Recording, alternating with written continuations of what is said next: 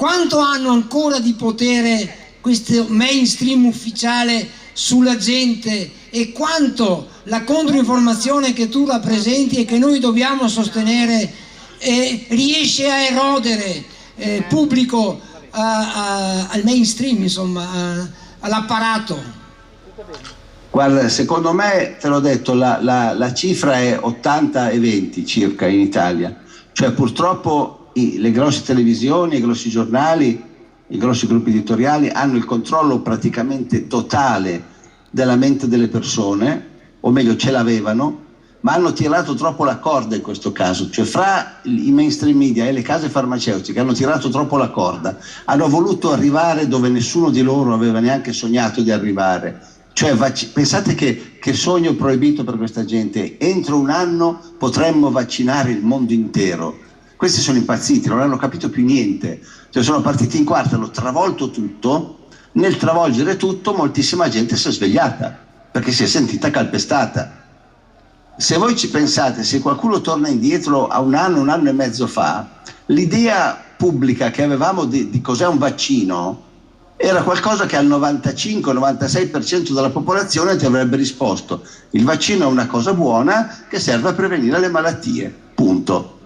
Adesso, dopo che c'è stata questa spinta esagerata per vaccinare tutti, con l'inevitabile aumento delle reazioni avverse, il caso di AstraZeneca che è scoppiato in faccia a tutti, hanno dovuto addirittura ritirarlo, pensate un po', non lo fanno più quel vaccino lì, da tanti danni faceva. Moltissima gente si è accorta che il vaccino non è assolutamente quella cosa magica e meravigliosa, no? Bisogna prenderli un po' per volta, uno per volta, e giudicare, e in questo caso abbiamo imparato moltissimo. Quindi secondo me, grazie alla spinta esagerata che hanno fatto loro, che quel 5-6% di persone coscienti oggi è diventato almeno il 20%. Non siamo ancora a sufficienza, però in compenso abbiamo una convinzione talmente profonda di quello in cui crediamo, dei valori in cui crediamo, che questi non ce li leva più nessuno. Tant'è vero che si stanno rendendo conto adesso, e si sono resi conto, che quando hanno messo il Green Pass obbligatorio per il lavoro, la prima settimana, la seconda settimana c'è stato qualcuno che ha ceduto e si è fatto la vaccinazione, ma poi le vaccinazioni si sono fermate completamente. Siamo fermi all'80%, 80.0 già da una settimana, e di lì non ci si muove più. Quindi adesso qual è il nuovo rischio? E Bassetti nuovamente, il guru della Big Pharma, ce l'ha già annunciato. Vogliono provare a mettere l'obbligo per tutti. A me personalmente devono venirmi a prendere in casa e metto i sacchetti di sabbia con la mitragliatrice davanti al cancello. Cioè arriviamo a questo, capite? Quindi è una battaglia che noi possiamo vincere, anche se siamo in minoranza, grazie al fatto che siamo irremovibili. Quindi è veramente un merito di ciascuno di voi, che siete lì al freddo, vi vedo da come siete vestiti che fa freddo lì da voi, siete lì al freddo questa sera perché ci tenete a quello che sono i nostri diritti fondamentali, che poi alla fine che cosa chiediamo? Il diritto all'inviolabilità del proprio corpo e il diritto alle libertà più essenziali, come quella di muoversi e quella di lavorare. Pensate che strana gente che siamo noi, che pretende soltanto di non vedere il proprio corpo violato con la forza, se non vuoi fartelo violare, e pretende soltanto di poter andare in giro e di poter andare a lavorare. È chiaro che queste cose non ce le toglierà nessuno. Quindi da una parte restiamo quelli e di meno non diventeremo mai. E in più, come dicevo prima, se lentamente, pian pianino, man mano che il fallimento dei vaccini diventa sempre più evidente, riusciamo a convincere parte di quelli, almeno quelli che hanno ceduto obtorto collo, cioè che non volevano cedere, ma hanno dovuto cedere perché disperati, perché devono andare a lavorare, non possono permettersi magari neanche un giorno di perdere lo stipendio, o perché la pressione del loro gruppo, magari c'è gente che è l'unica nel suo ufficio che non è vaccinata e a quel punto ha ceduto, è comprensibile. Ecco, almeno questi, pian pianino cominciare a recuperarli. Vedrete che noi arriveremo verso la fine di dicembre in una situazione completamente diversa da quella di adesso. Io vedo i miei colleghi in divisa alzare i manganelli. Io ho fatto servizio nel reparto Celere di Padova tanti anni fa, ma noi non abbiamo mai usato i manganelli contro la gente, contro le famiglie, contro le signore, contro le mamme. E io l'ho visto Stai sentendo, Massimo?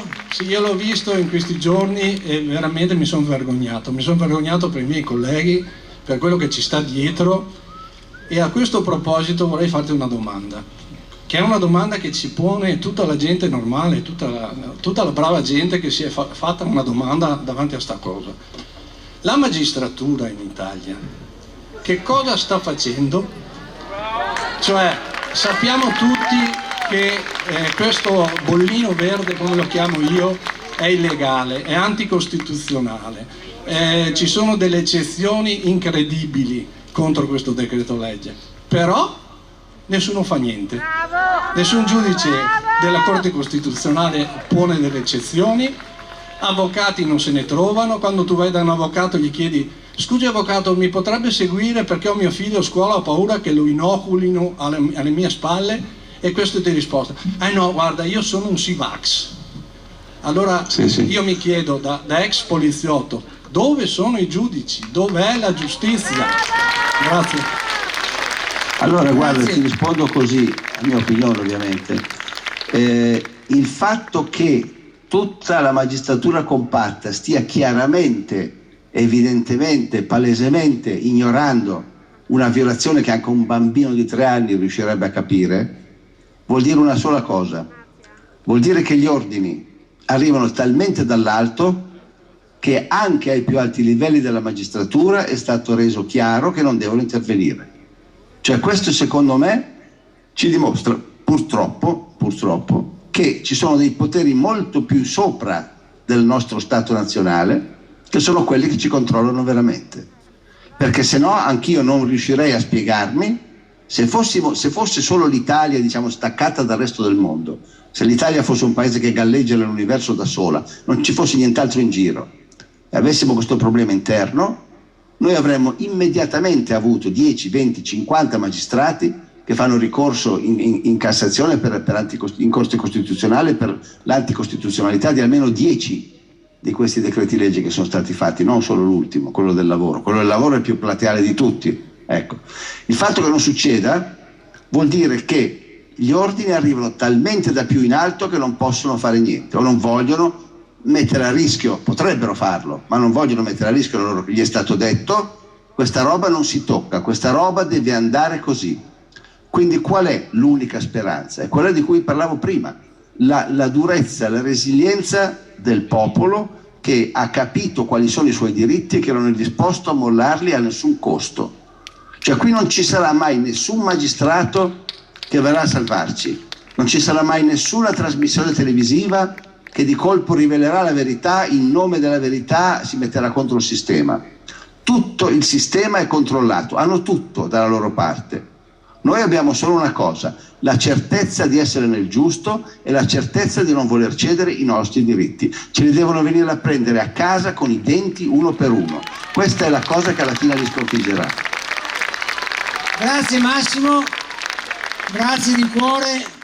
Grazie a tutti voi che in questo momento a me date un'emozione straordinaria. Dopo 2 anni di questa distopia kafkiana, finalmente vedere davanti a me così tanta gente che ha acceso la mente, ha aperto gli occhi e sta cominciando a capire che c'è qualcosa di grave che non va, è una grande emozione, qualcosa che mi fa sentire anche responsabile di essere all'altezza. Spero di esserlo, perché a me stasera è stato chiesto un compito particolarmente difficile, è quello di cercare di rendere in qualche maniera intelligibile e comprensibile quello che Mazzucco poco fa ha accennato, dicendo che ci sono dei poteri che sono di molto superiori a quelli dello Stato, delle istituzioni italiane, e il perché di quello che stiamo vivendo ha una motivazione logica, storica, politica, ideologica, e una rivoluzione vera e propria in corso, e noi dobbiamo prenderne coscienza, perché se in questo momento non abbiamo le forze per vincere, abbiamo però le forze per poter resistere, e dobbiamo essere pronti a sostenerci gli uni con gli altri dal punto di vista legale, dell'istruzione dei nostri figli, dal punto di vista dell'approvvigionamento dei beni di prima necessità, dal punto di vista della solidarietà tra persone. Dobbiamo riscoprire i nostri valori profondi, quelli della civiltà che ha forgiato il Veneto. Siamo qui in Veneto, ma in realtà tutto quello che una volta era chiamato la cristianità e che oggi purtroppo è diventato solo l'Occidente. Perché? Perché c'è chi vuole assolutamente sovvertire quelli che sono i nostri principi fondanti e passare in una nuova era attraverso quello che chiamano deliberatamente il Great Reset. Mio nonno nel 1938 fu l'unico nel suo paese a rifiutare la tessera del Partito Nazionale Fascista e in cambio di questo non poté lavorare per 6 anni, fece fatica ad allevare la famiglia. Mia madre non era ancora nata e non sarei nato nemmeno io se non fosse caduto il regime. Non sottoscrisse la tessera e oggi che ci impongono un Green Pass, un lascia passare, io da degno suo nipote, per non farlo rivoltare nella tomba, mi rifiuto di sottoscrivere, di accettare un'imposizione per fare qualcosa che è il mio diritto naturale. Fascisti sono quelli che lo mettono in lascia passare, non quelli che lo rifiutano.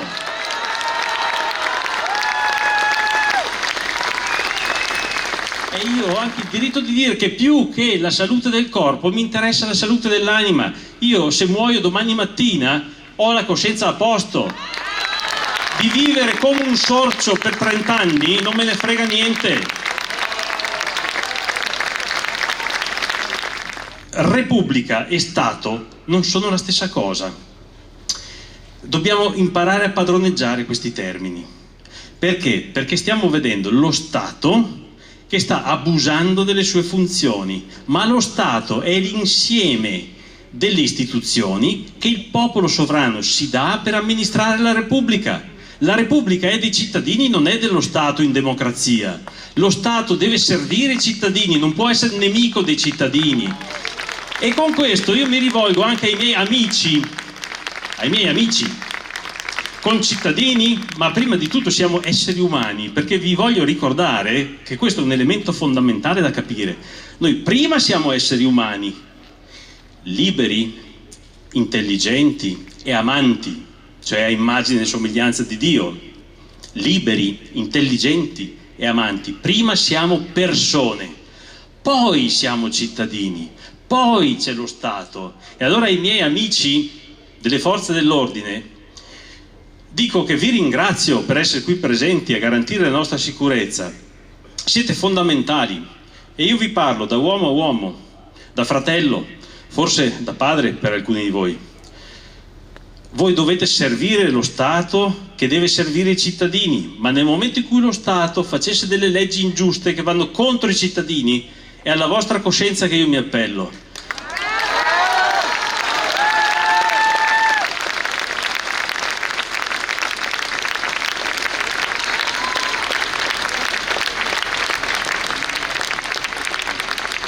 Sono sicuro che avete a casa una famiglia, dei figli, delle sorelle, dei fratelli, dei genitori e nessuno di voi vorrebbe vederli picchiati in piazza da dei servitori dello Stato. La legge, quando è ingiusta, non è nemmeno più una legge, ma è corruzione la stessa. San Tommaso d'Aquino, XIII secolo, mica l'altro ieri. Con ciò mi avvicino al dunque. Il Green Pass. Il Green Pass era il vero obiettivo di questa cosa. Mazzucco l'ha detto benissimo prima. Il Green Pass inizia quella transizione umana che è una delle 3 che dobbiamo vedere. Perché introduce un concetto, si regge tutto su una menzogna che hanno messo all'inizio di questa farsa pandemica. Attenzione, non che non ci sia il virus, siamo mica matti, abbiamo visto cosa vuol dire, Chomsky ci convive tutti i giorni. La farsa è come hanno impostato la situazione per arrivare all'obiettivo politico. Quando io introduco il Green Pass lo faccio perché? Perché mi sono inventato che non c'è più il sano, ma c'è l'asintomatico. Nel momento in cui io non sono più un cittadino sano, io non ho più i miei diritti improvvisamente, io sono uno malato, cronico, che non può uscire di casa, sono stato ridotto a un essere vivente senza più i suoi diritti di persona e che deve dimostrare ogni 48 o 72 ore che è sano. Ma sarà bene il contrario, che io sulla mia parola da cittadino onesto e responsabile dico io sono sano e sei tu che se hai problemi mi devi dimostrare che non lo sono, visto che sto bene, e uno che sta bene non contagia, e sarai tu che paghi a questo punto perché sei tu che vuoi, non che io mi devo anche pagare le spese per dimostrarti che sono sano. Per cui è proprio il concetto dei tamponi che non va bene. Ma perché? Perché in questa maniera si trasforma una società che finora, lo ha spiegato molto bene Agamben l'altro giorno, filosofo, no? Si trasforma in una società che era fondata sulla disciplina responsabile del cittadino e la si fa diventare una società che è invece fondata sul controllo permanente del suddito. A quel punto si passa dalla disciplina responsabile al controllo permanente e lo Stato non diventa più un ente preposto e costituito per amministrare la nostra Repubblica, ma diventa una statocrazia dove dei tecnici, sulla base di parametri accessibili solo a loro, che ti tappano la bocca dicendo lo dice la scienza e nessuno può veramente verificare alla faccia del consenso informato, ti dicono si fa così perché di sì.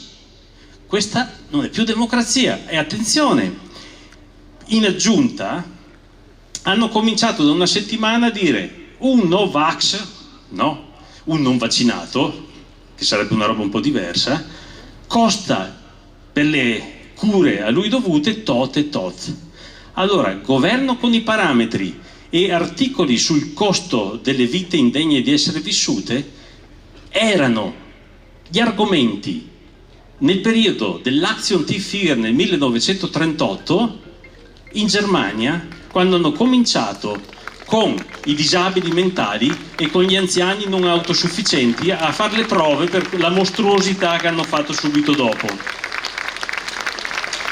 Alla faccia che non ci sono le analogie, è uguale. E non lo dico mica io,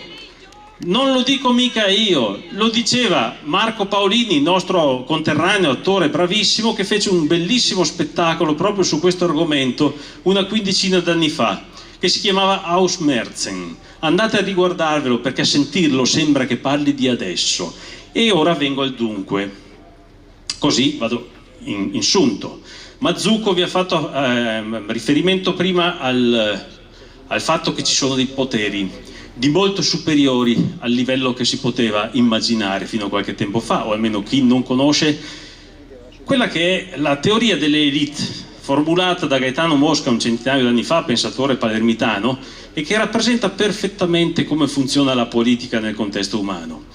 Ogni società ha un'elite che comanda, ha una casta di dirigenti che esegue i loro ordini e poi ha una massa di governati. Anche la democrazia di massa funziona così, ma è funzionata così ogni società della storia. Quando l'elite ha dei valori, quei valori diventano quelli di massa. Quando nel Medioevo l'elite aveva dei valori cristiani e il potere era fondato sul binomio trono-altare, tutta la società, quella definita medievale, quella del millennio cristiano, era almeno formalmente basata su valori cristiani.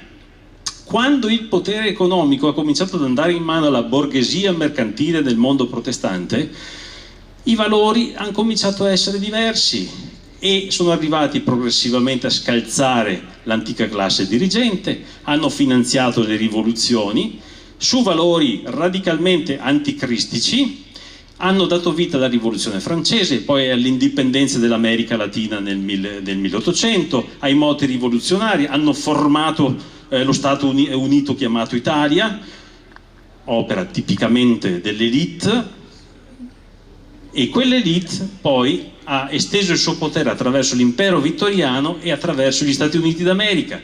Nel XX secolo, tra la prima e la seconda guerra mondiale, vedete come mi tocca correre estremamente, ma perché so che in questa maniera mi seguite comunque stando sul generico, gli Stati Uniti d'America sono diventati egemonici progressivamente con una successione di vittorie e hanno poi esteso il loro dominio, che è il dominio dell'elite che comanda negli Stati Uniti. Fin dal principio, George Washington, Benjamin Franklin, due massoni, 14 presidenti americani, massoni, Woodrow Wilson fa i 22 punti per la Società delle Nazioni all'indomani della prima guerra mondiale, massone, il generale MacArthur che sgancia le 2 bombe atomiche, massone, 33esimo grado del rito scozzese antico accettato, e via via via. Se si sanno le cose si capisce che c'è un'elite che ha dei valori ben precisi, che sono quelli che hanno poi prodotto il 68, la rivoluzione sessuale, ma non solo, e che hanno un'idea dell'uomo, del mondo, del senso della vita, che sono completamente diversi rispetto a quelli a cui noi siamo stati abituati, da cui proveniamo. Il gender non è altro che l'espressione di quello, non è i diritti civili degli LGBT, è un progetto di rivoluzione completo dell'umano, è la destrutturazione della famiglia, del concetto di persona, serve a creare una nuova umanità, ed ecco che, e vado proprio in conclusione, ed ecco che queste persone, dall'alto della loro strapotenza, erano convinti di poter indirizzare la democrazia nel modo che ora vi descrivo, e lo ho sperimentato sulla mia pelle quando ero più giovane e più pollo. Intanto noi siamo considerati pecore, massa, sacrificabili, massa da indirizzare dove vogliono loro. I cani da pastore sono i media, mainstream. I recinti sono i partiti politici preconfezionati e i leader politici sono i guardiani di questi recinti. Quando un partito politico nasce nuovo e sfugge per un attimo al controllo dall'alto, ecco che subito infiltrazioni, corruzioni, blandizie per invogliare col potere, col denaro, persone che magari non hanno una forte forza morale, e inevitabilmente, come all'inizio sfugge, poi pian piano lo sistemano e lo ritirano dentro, diventa il primo guardiano del potere che ci controlla.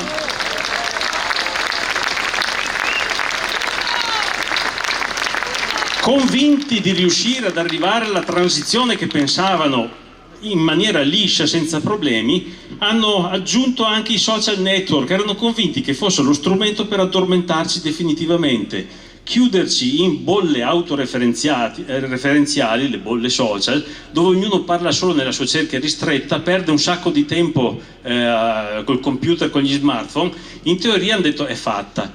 Non hanno tenuto in considerazione che all'inizio erano forse troppo liberi, e gente che nel frattempo aveva ricevuto un'istruzione un po' migliore delle generazioni precedenti ha cominciato a far circolare le idee, non solo, a leggere i giornali stranieri, a fare il confronto con i nostri.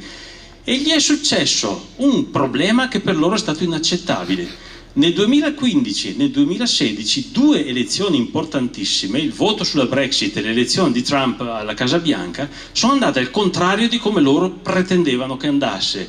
Lì hanno perso la testa, ed ecco l'accelerazione. Hanno reagito con grande violenza, subito con la guerra alle fake news, cioè a tutto quello che è contrario al pensiero unico dominante. Hanno cominciato a mettere restrizioni e censure sui social, e poi una campagna martellante per riprendersi la terza W a Washington. Loro hanno già Wall Street e West Point, cioè l'economia, Wall Street, West Point, l'accademia militare per controllare l'esercito, e Washington, ovviamente, il controllo politico. Una volta ripreso in mano il controllo, al World Economic Forum di Davos, sicuri ormai di essere in totale dominio, e lo sono, signori, lo sono in questo momento, hanno dichiarato ai 420 che partono con il Great Reset. Nelle ultime settimane ho visto stranamente che i giornali principali italiani stanno parlando del Great Reset come di un'altra teoria del complotto, ma guardate che il Time ci ha fatto la copertina. Klaus Schwab ci ha scritto un libro, ed è uno dei leader dell'elite mondiale finanziaria, intitolato Covid-19 The Great Reset. E in cosa consiste questo Great Reset? Così chiudo. I tre grandi cambiamenti: la transizione politica, la trasformazione della democrazia in tecnocrazia, ovvero dei funzionari cooptati che eseguono gli ordini come fossero dei consigli d'amministrazione, e la forma di voto poco più che qualcosa di plebiscitario a livello dei sondaggi d'opinione sul televoto, praticamente. Prepararvi la pappa già fatta, tutti i media a senso unico, e si vota così e così o così, punto, magari convincendovi anche di aver partecipato. Transizione politica, quindi, perché? Perché la democrazia comporta tempi lunghi, inadatti a chi esercita il potere in una certa direzione, comporta cambiamenti d'opinione, comporta soprattutto di dover rispettare le differenze. Allora vai anche col migrazionismo per omologare i popoli, vai con la cancel culture per eliminare la memoria del passato, le tradizioni, le specificità, la bellezza della diversità e renderci tutti un popolo di stolti senza radici. Un dominio totale che arriva poi alla transizione umana, non solo l'ideologia del gender, ma appunto la biopolitica, lo Stato che pretende di mettere le mani sul mio corpo. È in gioco una partita fondamentale, signore e signori. Allora io ho finito, volevo invitarvi a riflettere su questi argomenti che ho dovuto trattare così in fretta, ma ho visto che mi state seguendo e che avete capito che c'è questa cosa. È un piano dichiarato, non è un complotto, è un piano dichiarato, pianificato, che stanno eseguendo. Se uno ha la passione di andare a cercare sui siti ufficiali del World Economic Forum, della Open Society, queste cose sono descritte in maniera minuziosa, basta sapere un po' l'inglese, fatelo, non badate a me, ma a questo punto incuriositevi, abbiate la curiosità di approfondire e poi ci saranno ulteriori occasioni per affrontare questi argomenti, ma intanto da qui andiamo via con una consapevolezza che noi ci siamo svegliati e che quelli che non sono ancora morti spiritualmente abbiamo il compito di risvegliarli, perché alla fine l'umanità, quella vera, vincerà. Non riusciranno a farcela. Padovan prima ha parlato del male e l'ha detto con grande lungimiranza. Questa è veramente una lotta contro forze sataniche, anticristiche dichiarate, e noi dobbiamo avere il coraggio di mettere la nostra vita, ciascuno nel suo ambito. Chi ha la vocazione al martirio, ma basta anche la sensibilità, l'aiuto reciproco, il bisogno di essere utili agli altri. Facciamo ciascuno la nostra parte. Una gocciolina nel mare, diceva Madre Teresa, è solo una gocciolina, ma l'oceano senza quella gocciolina non sarebbe lo stesso. Tutti noi insieme, e come siamo tanti in questa zona del Veneto, siamo tantissimi altrove, tutti noi insieme vinceremo. Non ce la possono fare contro noi tutti.